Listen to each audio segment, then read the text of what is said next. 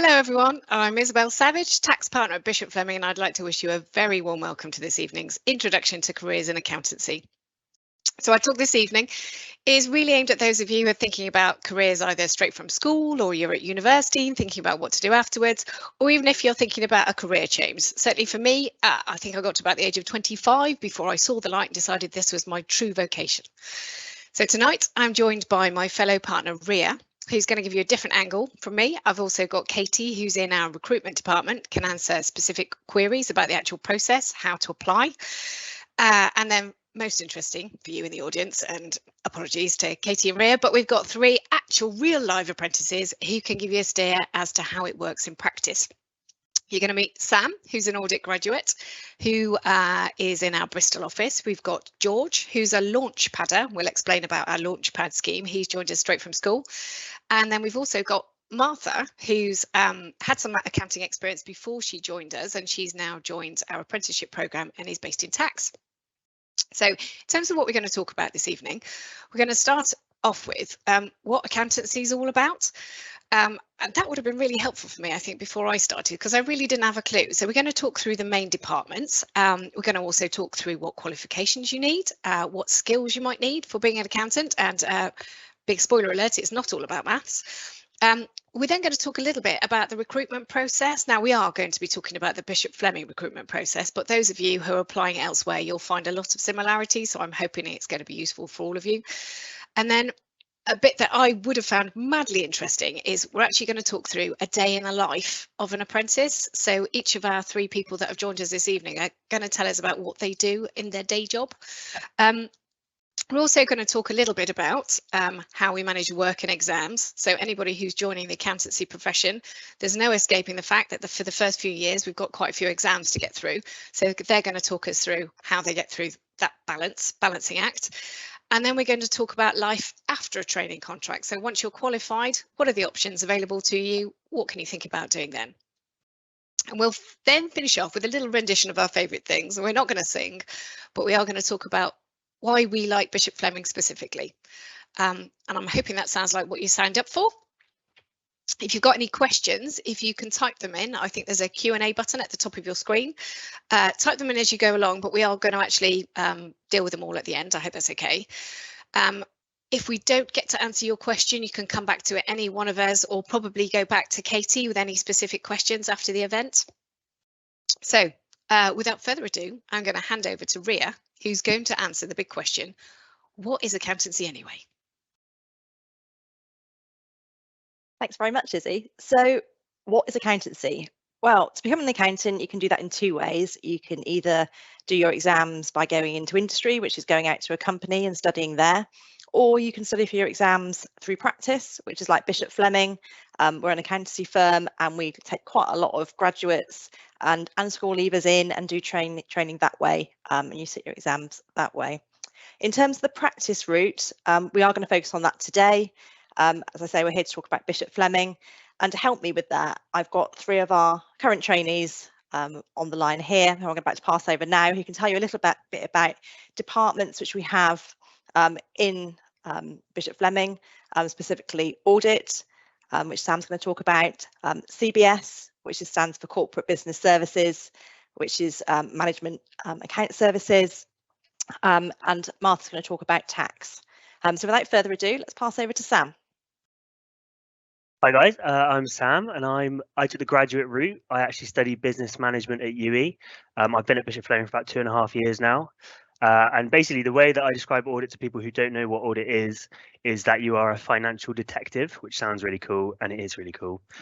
Your goal is basically to get on site with a client, try and pick up anomalies in their financial data, and then effectively you want to make sure that the information that you're putting out to the public is a true and fair reflection of what their business actually is like. So that's one side of it. And then the other side, which is the benefit to the client, is that you're trying to identify weaknesses in like their controls and maybe where someone could be stealing from them, things like that. And then I recommend ways to fix those and patch those holes up. So there's sort of a double-edged sword with that one. And that's basically just a high overview of what audit is. Great, thank you, Sam. So now over to George to tell us a little bit about corporate business services. Hi everyone. So I'm George, as Ria mentioned. So I do the Launchpad program. So I joined Bishop Fleming immediately after finishing my A-levels, and I work in the Corporate Business Services Department, or CBS. So essentially what we do is we cater to all the needs of audit exempt businesses, partnerships and sole traders. So the core of our service line is the yearly compliance. So we do their annual accounts and tax compliance. Essentially, we're just ensuring that they report all the relevant information properly to the government. But it goes a lot beyond that, because essentially what we do as well is we provide all the support that these businesses need just so they can go about running their business without having to worry about all this side of things. So we do management accounts to give them the proper information. We help with the VAT. You name it, we'll do it for them, really. So whether you're a tree surgeon, you rent properties, you invest, we make sure the other side of things run smoothly. Great, thank you very much, George. And last but not least, let's pass over to Martha, who's going to tell you a little bit about tax. Hiya, my name's Martha. I'm part of the tax team, and specifically corporate tax down in Plymouth. I'm on the graduate programme, but I don't actually have a degree. I went to university, decided it wasn't for me after a couple of years, and went through the apprenticeship route with a completely different firm up north, and got my level 3 and level 4 AAT. Which is an accountancy-based qualification, and that has the equivalent of a degree. So I came in as someone who had a degree, but I had the experience of some sort of in accountancy firms previously. So tax is split into 3 departments, really. You have personal tax, which deals with people's own taxes. You have corporate tax, which is company tax, and then you have VAT, which is VAT. Within that is split into 2 parts. You have compliance, which is the sort of number crunching side of it. You're completing tax returns, determining what tax your clients have to pay, whether that's an individual or a business. And then on the other side, you have the advisory, which you're highlighting tax implications for your clients of various deals or whatever they intend to do, and then advising them on how to make it most tax efficient. And within tax, we're dealing directly with clients, and then our clients are also the audit department and CBS, because they prepare the accounts for either big clients or the smaller clients, and then we provide the tax services for those sorts of clients. So back to you, Ria, I think. So yeah, Thanks very much, Martha. I was just going to butt in there, actually. Martha, that was really good summary. Thank you very much for that. You actually sort of alluded to it there, and I think all 3 of you alluded to your different backgrounds and sort of qualifications and where you came from and the different routes you can get into accountancy. So I think that's a perfect segue into Katie explaining to us what qualifications people require at the different levels to come into Bishop Fleming. Yes, definitely. So hi everyone, I'm Katie. I'm part of the early careers team here at Bishop Fleming. So going out to different schools, universities, careers fairs, I get asked all the time, sort of, I suppose, what qualifications do I need, entry requirements, and so on from there, really. The biggest questions I get asked is, do you need to be good at maths? And, or do I need to study a certain subject at school or university? Again, usually looping back to maths. The answer is no. Obviously it helps to be maths focused, but really it's all about being business minded. So back to obviously the qualifications that you need. We've got 2 routes for trainees here. So our apprenticeship programme supports both school leavers and graduates. The difference between the 2 is the length of time that you study. So if you're joining us as a school leaver, you will study for 5 years, and if you're joining us as a graduate, you will study for 3 years. The only requirements and qualification that we ask for is, if you're joining us as a Launchpad candidate, that you have achieved A levels of BBC or equivalent. And then there's GCSE requirements with that as well. And if you're joining us as a university student, then the A-level requirements apply the same, so BBC in A levels or equivalent and above, and also for you to have achieved a 2-2 in your degree or again above in that. So no other qualifications required, and they are the entry requirements. So yes, maths limited. Thanks very much, Katie. I suppose one of the reasons, I think we were discussing this earlier, one of the reasons why we're asking for certain exam levels is purely because we've got a stack of exams to get through in those early years. And it's just an indication of somebody who's happy to study and get through those exams. Now, I think, Ria, you might be able to give us a bit of a steer about what other skills we're looking for somebody applying into accountancy. What sort of things would be really useful? Absolutely. So just thinking about some of the softer skills you might need, I think one of the most important skills is being a team player. From day one, you work as a team. Everything we do here at Bishop Fleming is as a team and we achieve it together. So that's a really, really important skill that you'll be asked to show and demonstrate during your interview. The other piece is around being friendly and approachable. So you will go out to clients and have to deal with the clients almost immediately. You'll be surrounded by colleagues as well. It's really, really important. As I say, you're working as teams, so making sure that you can integrate and be part of that team in a really friendly way. Confidence is key also. There will be times where you have to go and speak to clients, and just having the confidence to go up and speak to people really openly. We always say you don't need to worry because you always know more than the client, but it still can be really nerve-wracking. We give you the skills necessary to do it, but you can promise you'll never be on your own. And just to re-emphasize the point that Izzy's made, not to try and scare you off or anything, but resilience is also really key. The exams can be super hard. And so it's really, really important that you're really resilient, that you will try your hardest and keep going with them, because you won't be the only one who finds them difficult. They're hard exams, but you will get through. Thank you. Thanks, that was really, really useful. Sam, I wonder if you can give us maybe a bit of a steer about skills that you don't need.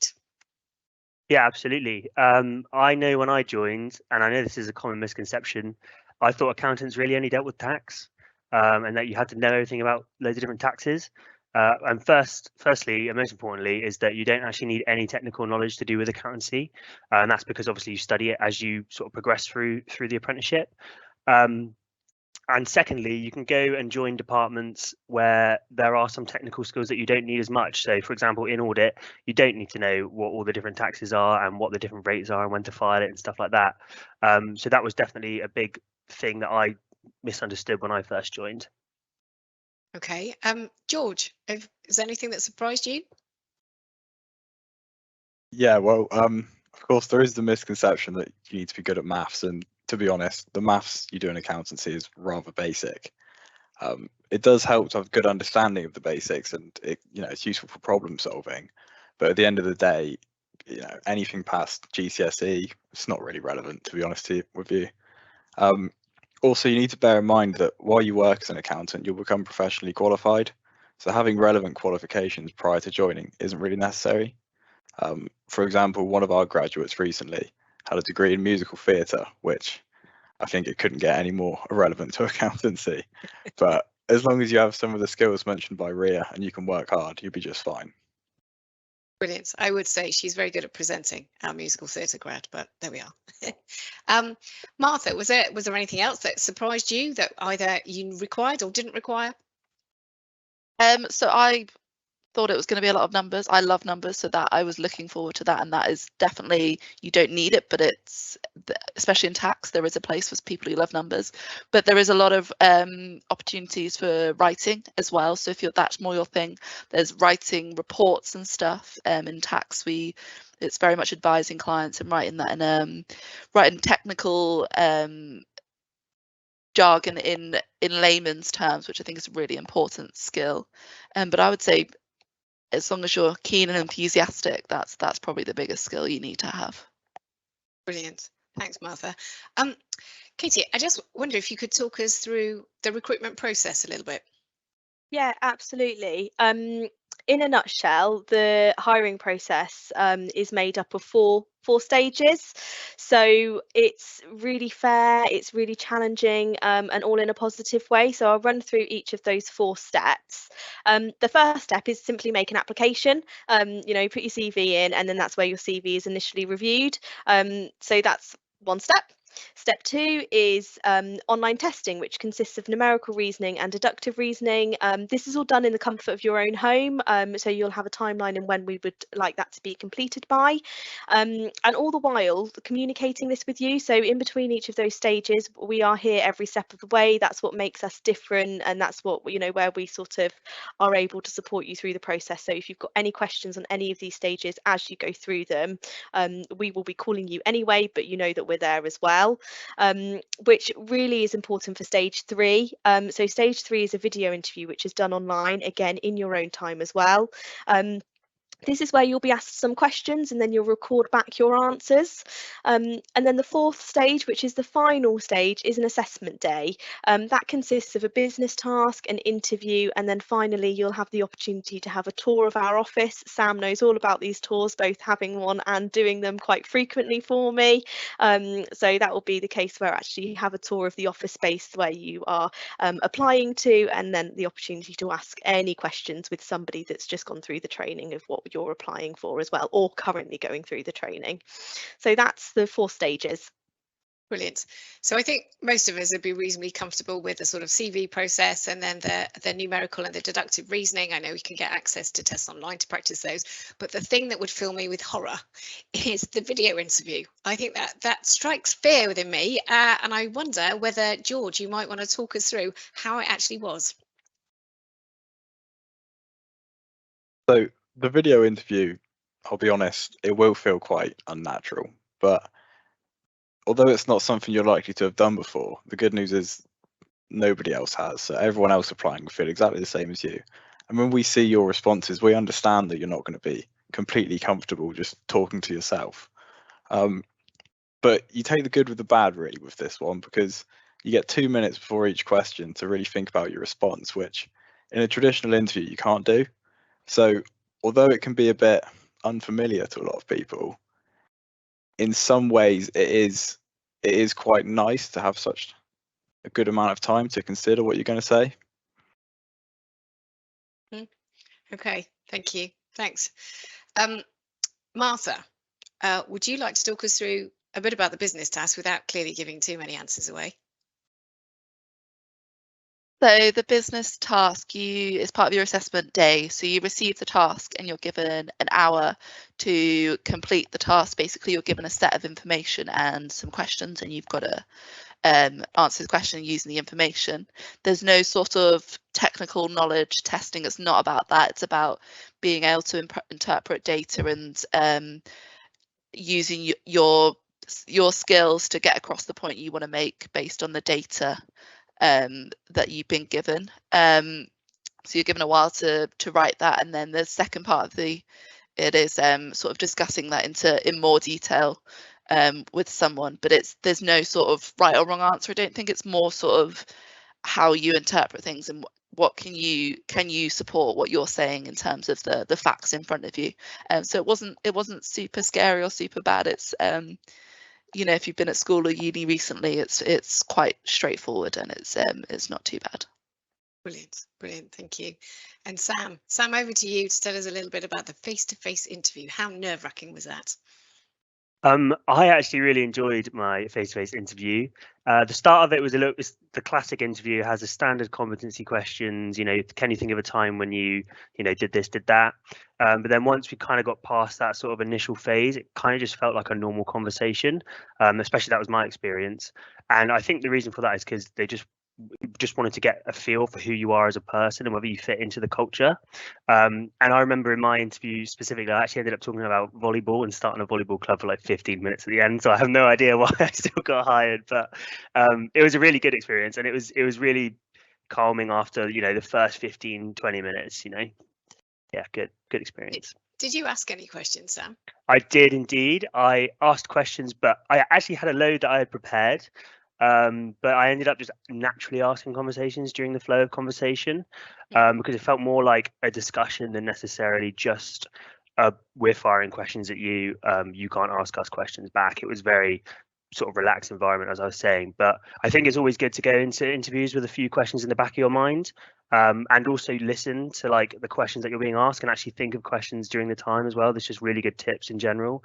And although I don't know if you're scored on it, but I know for a fact that it comes off well in an interview if you're, if you're asking these sort of questions during your interview.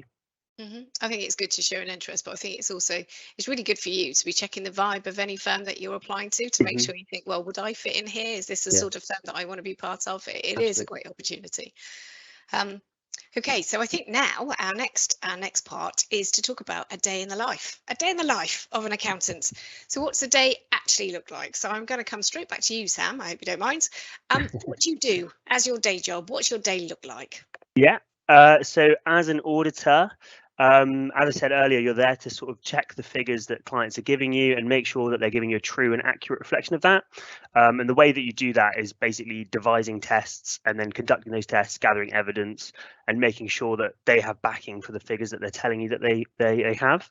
And as an auditor, you'll be going out on site and you'll be in the office, but it's about a 50-50 split depending on your schedule.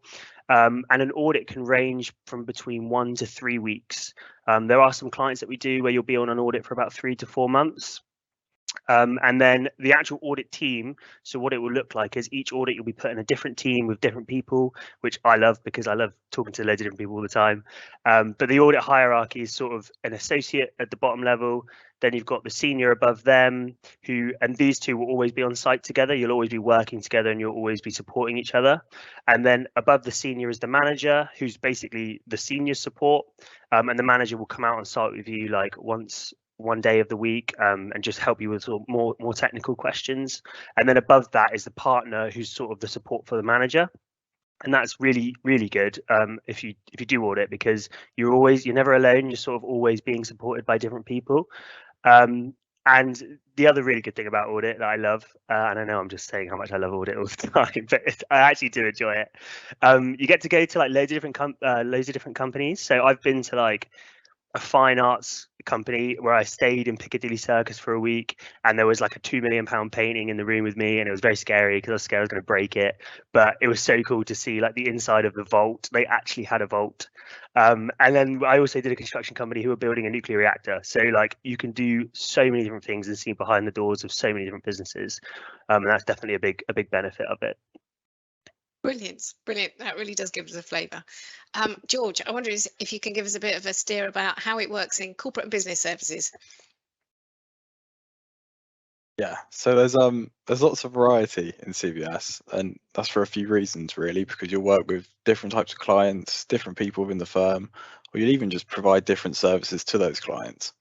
And the work is very client facing, but unlike audit, it is mostly office based, so there's no going out and looking at nuclear reactors for us, unfortunately. But beyond all the client work, even at an early stage in your career, you get the chance to help with recruitment, business development, and even winning the clients through the funnels. So the funnels are teams aimed at winning clients in a specific sector, which will give you a chance to work with people from the other service lines as well. But on the day-to-day in CBS, there's lots of social events to attend, there's training sessions to help you develop. So there's a good balance between work, learning, and team building. For example, you might spend the morning preparing a client's accounts and tax return. So even at that point, you've had a bit of variety in the morning, but you then might have a social event at lunch, which might be a meal out. And you might spend the afternoon on a call with a client, or you might take part in a training session. So you really do always mix it up all day long. Fantastic. Thank you. And Martha, back to the clearly the most exciting service line. Do you want to talk to us a little bit about tax? What do you do there? You are right, Izzy. Tax is the most exciting service line. So as I was saying before, tax is sort of split into both compliance and advisory. So in the morning, I might spend my time doing compliance work, which will either be preparing a tax return, so taking a set of accounts and taking those numbers and moving them around and analysing to find the tax sensitive numbers to come out with the tax profit, and then telling the client how much tax they have to pay. So that's a lot of the number stuff, and I quite enjoy that part of it. I do like numbers. Or I've moved on now to reviewing it, so you review your colleagues' work and the tax returns they have done. And then my afternoon might be spent more doing the advisory work, which again is really different from the first sort of the number part, but I love it as well. Trying to compete with Sam here, but I've got to go out to client sites. I've been to a crisp factory, so that was quite fun. I've been to boat yards. Sort of a lot of I do is research and development reports, which is a tax sort of credit that companies can get if they're innovative. So it's part number crunching and part trying to explain to HMRC why they should let you have money. So it's really diverse, and you get to work with your internal clients, which are audit and CBS, but you get to work with external clients like crisp factories. Fantastic. That's marvellous. Now, earlier we did talk a little bit about, we talked about qualifications and we talked about skills that we're looking for that would be helpful in your career as an accountant. But then I think it might be useful if you want to give us a bit of a steer, Rhea, about what sort of behaviours you expect from one of our trainees. Absolutely. So there's loads and loads of opportunity here. So all we ask really is for a keenness to learn. No question is too stupid, so ask loads and loads of questions. We are a relatively flat structure here, so all our offices are open plan. You all could be sat next to anybody because it's hot desks, so you could go and sit down every morning, which means one day you might be sat next to someone who's in the same year group as you. Sometimes you might be sat next to a senior. Some days you might not be sat next to a partner. It does not matter. You can ask anyone anything. So you tend to find you can turn next to the person next to you, ask a question, and they'll be more than happy to help you and support you. And ultimately, that is how we learn and develop. So I can't stress that enough in terms of just that confidence, the keenness to really get involved. That piece is also really, the piece which is also really critical is being able to work alongside your studies. So you have to have that commitment to study alongside your working pattern as well. We're going to come on in a minute to talk a little bit more about what that study pattern looks like, but there will be times where you're having to study on evenings when you've had a full day's work. So that really does take commitment. So it's key that you know what you're signing up to when you sign up for it. Thank you. And so actually, just flipping that round, if I can go to you, George, next, how did it feel? What expectations were put on you? How did that feel from the sort of receiving side? Well, as Rhea said, it's more about the expectations really are on your attitude, not on your knowledge.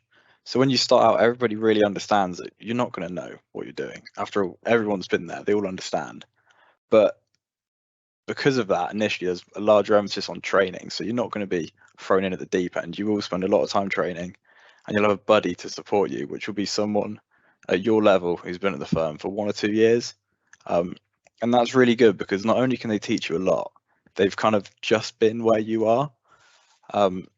So that will be sort of your key sort of crutch to lean on while you start out.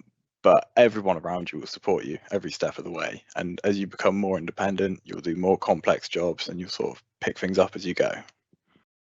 Brilliant. Thanks, George. And Martha, from your perspective, you joined us from another firm. How did those expectations feel to you? Joining as someone who was experienced, I was a little nervous that I would have to start from not knowing anything. They'd expect me to be right at the bottom, sort of not knowing anything, but they really helped me use the skills that I already had, and they like developed those as well as not expecting me to know everything. So it was a really nice balance between being able to use my skills and thriving on them and learn new things. And there's no expectation to get it right the first time, and which is continues throughout your career at Bishop Fleming. There's continued support, and it's really great to be surrounded by peers who have been through what you've been through, just like George was saying.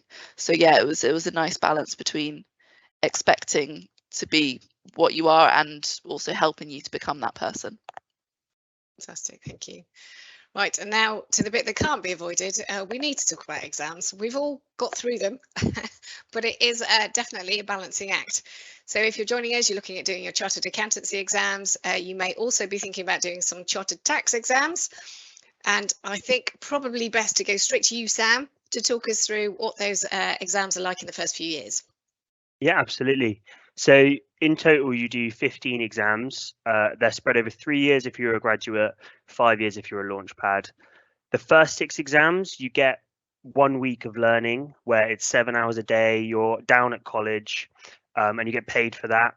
And then you get to choose when to sit your exams. So you can give yourself maybe a week to revise and then go and sit them, or you can do it straight away, or give yourself a month, you know. And then the next 9 exams, you get 1 week to learn the exam. You'll have a couple months back at work, and then you'll get another week of revision, and then you'll sit the exam at the end of that revision week.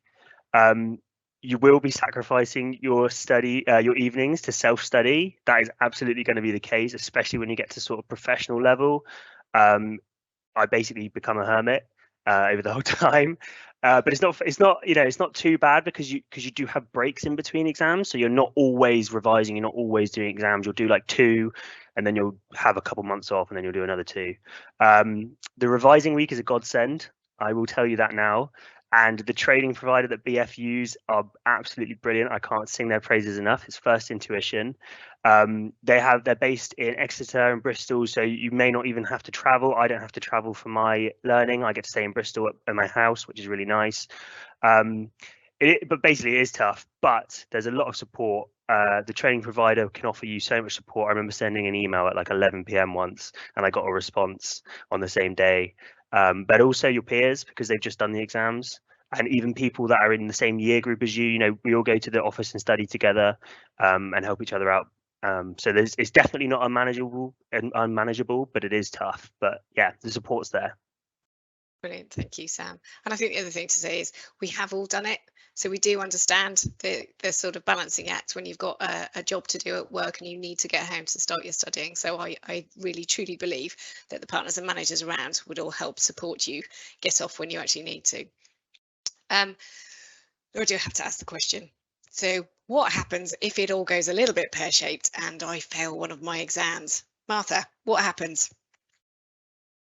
The first thing to note is you are not fired. It isn't contingent on passing every single exam, and you definitely get more opportunities. BF are very supportive of you if you are trying your hardest and giving it your all. Obviously, it can be very different. Like the people that come from musical theatre, doing your first accountancy exam can be completely different. And if you've taken time out of study, it can take you a while to get back into it. So there's definitely chances to retake them. And I definitely think failing an exam doesn't determine your trajectory. I've got colleagues who failed one of their very early exams and now they're on to doing their finals. So it doesn't define your path forward. It's just something that can happen, and people are there to support you as long as they know that you're doing your best as well. Brilliant, thank you. So that's really a sort of bit of a summary about the formal technical training, and I was hoping that George, you'd give us a bit of a handle on what other trainings provided during your apprenticeship. Yeah, of course. So obviously, of course, you've got your exams, which is sort of the key formal element of the training, but within the firm there's almost sort of levels to the other training you get. So there's a firm-wide sort of professional development course where you have 4 courses along your training period, and each of them are a week long, and you'll spend the whole week with your entire cohort who you joined with. So you're surrounded by people you know and who you've worked with, but those are sort of aimed at slightly less technical areas. So you'll collaborate, you'll present, you'll practice like communication. So those are kind of softer skills to a lot of the other training you have. And then beyond that, even within your departments, you'll have training sessions on technical areas, even on dealing with clients. So every department will run its own training. And then on top of that, even just the people you work around will then help you out, and they'll train you. If you need help with something, they might take you through it. So there's training in many levels, and it's there's as much opportunity as you'll take. Brilliant. I think the key is to come willing to learn, really. Okay. I wonder whether, Martha, you could talk us through what happens at the end of your training contract. When you've finished all your exams, what happens then? So once you finish your exams, you still have a job. This isn't you pass your exams and you've got to reapply and re-interview for your job. You are, you've still got your job at the end of it, so there's nothing to worry about there. After passing your exams comes more opportunities. People apply for different roles in different departments, so you can, move from tax to audit if you've fancy it. I mean, why would you ever want to leave tax? But there's also upwards progression. You know, we're going to be the next managers and partners and senior managers, so that's upwards as well as sideways. Additionally, people move offices. We've had people who've moved from Plymouth to Bristol, depending on, you know, life choices. So if there's opportunities to move across the board, so it's really sort of flexible in that respect. And then, of course, once you've finished training, that isn't it. There is always internal training. There might not be any more exams, but you've got to keep up your technical knowledge. So there is that kind of expectation. But that's part of the job, and that's what makes it a good job. There's always learning to be had. Brilliant, thank you. And Ria, what happens if somebody doesn't want to stay in practice, doesn't want to stay working for an accountancy firm? What can they do then? Well, as much as obviously Bishop Fleming is a lovely place to work, and we hope that most people want to stay with us for their entire career, we understand also that part of your qualification, once you become qualified, you might decide that you want to go into industry, which again is absolutely fine. We will support you in that move. I think the main difference is, personally, from my own perspective, I've done a secondment to industry for a while, and it wasn't a fan, just because I found it quite repetitive in terms of the things you did. You work in a lot smaller team compared to all of the finance people that I'm surrounded by here at Bishop Fleming. So there are differences, but ultimately a move to industry is good for some. It fits with what you want in terms of your long-term goals. And ultimately for Bishop Fleming, it's our clients of the future. We train our people, they go off to do other things, and then they come back to us and give, and the next thing we know, their clients are Bishop Fleming. So it's a win-win all round, really, and it is another route you can take. Brilliant, brilliant. Okay, so assuming that everybody wants to stay at Bishop Fleming, maybe it'd be useful to talk about why we do like working here. What's our particular favourite things? And I think, Sam, I'd like to start with you. My favourite thing absolutely is the social aspect of working here. I'm actually on the social committee. We've done loads of cool things like paddleboarding on the Bristol River. We've done game nights, quizzes. We rented out a cinema. We did a little table football tournament. Obviously, you've got the all-firm events like Christmas events and stuff like that. But I genuinely feel like I've made friends for life. Like, we'll go out and get a roast together on a Sunday, or we'll go out on a Saturday with like 20 of us. And it's just a really good general vibe in the office all the time. And if you join, there's like 60 people, I think, on a cohort, like across all the offices. So you're going to make friends who are your age, and we all, like, even people who have been here for like 3+ years. We're all friends with like the people who have just joined as well. There's no like social hierarchy or whatever. So as cliche as it sounds, the people are actually the best part, and everyone is just so nice to work with. Brilliant. And actually, that's what I tell everyone in interview as well. When I interview people, I always get the question, what's the best thing about Bishop Fleming? And I always say the people. No one really believes me, I don't think. Of course, I'm going to say that in terms of, I hear it all the time. But actually, I get so many people come up to me post-interview, once they've joined Bishop Fleming and they're settled in, they say, you're absolutely right. The people are so nice here. And when I say that the people are just lovely, I think it's quite hard to believe, but they truly are. Fantastic. Fantastic. Is there anything else that you particularly like about Bishop Fleming, Ria? Yeah, I think in terms of the diversity of clients, so we're really lucky here. We've got a huge range of clients. So we can be working on not-for-profits and charities, all spanning right through to large corporate audits. So we've got corporate clients with turnover up to sort of 500 million. So there is something for everyone in terms of depending on what you're interested in. And you might not know right now which area you want to work in. You can come in and try it all and then land sort of wherever you want to be.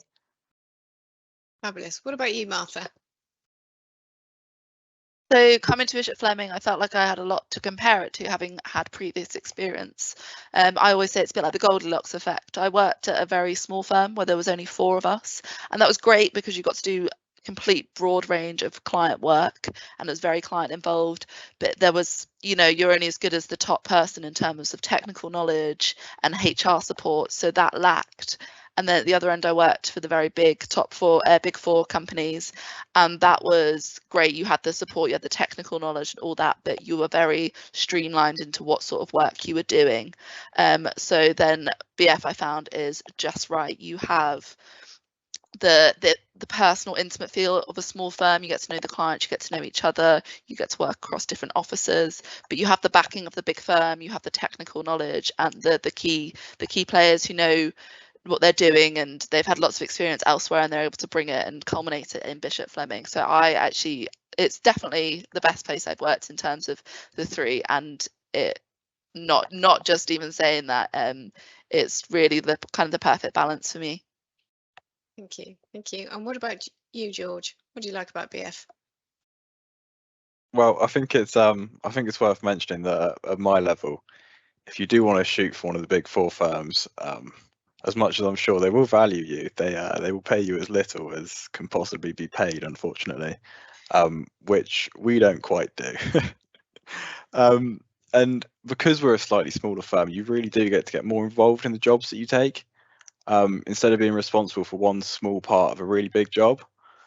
And sort of as a balance of that, as Ria said, we have got some really great clients. So you still get to work with these really interesting businesses, but you actually get to do some more of the proper work. So I think you get a great balance between working with great businesses, but also getting quite involved. And even though we might be a bit smaller, we are growing quickly. We're ambitious. So there's always an opportunity for everyone. And even if you might be really career driven and there's a place for you, or you might love a good work-life balance and there's a place for you here as well. Okay, thank you. I think my favourite thing about BF is a bit of everybody's, so I'm just going to steal everything that you've all said. I think it's very much about the size of the firm that we are, the type of work that we do. The work that we do is massively diverse. Absolutely echo what you said, George, that it's very much about getting close to our clients who care about what we do, and we're solving problems for them. Actually, what we're doing is really valuable. I feel that I'm doing a good job that's worthwhile, even if we are just accountants. So I love that, and I think I'm surrounded by a bunch of really good people that I like, and also people that are massively technically able, that I feel proud of when I'm introducing them to my clients, that I know they're going to be looked after by anybody around the firm, whoever I need to help support me in the work that I'm doing.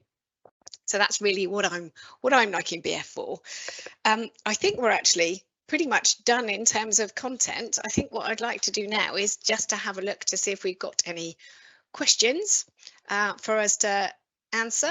Oh, I got a few here, so I'm just going to read through. So we've got one there that may well have been answered, but is studying business a necessity? Now, Sam, you did do business, so I'm going to ask you, is it a necessity? It's absolutely not. In fact, when I applied, I didn't think it would be needed at all, but it definitely gives you a heads up. Definitely gives you a little bit of a step up, especially when talking to clients and stuff, because you understand how businesses work. But no way, it's not needed at all. You'll learn all your business acumen. You'll do like these monthly tasks, which kind of train you in, being business minded. So there is that training there, like we've said. So no, you don't need to study it at all. Fantastic. And Katie, one for you. I wonder if you could give us a bit of a steer. Are you able to give us a steer what the starting salary for an apprentice is? Yeah, so the starting salary in a nutshell is above national living wage. So that will vary depending on which role you go into, whether that's launchpad graduate and logistically where you're based as well. So depending on exactly what the salary is and depending on role that you go for on location, my details will be circled around after this webinar. So please do drop me a bit more of a direct message, and I can give you like I say, more up-to-date figures on where you are and what you're looking at applying for. Mm-hmm. And I'm studying my A-levels right now. Clearly not. This is a question. I'm studying my A-levels right now, and I don't have my grade yet. Can I still apply?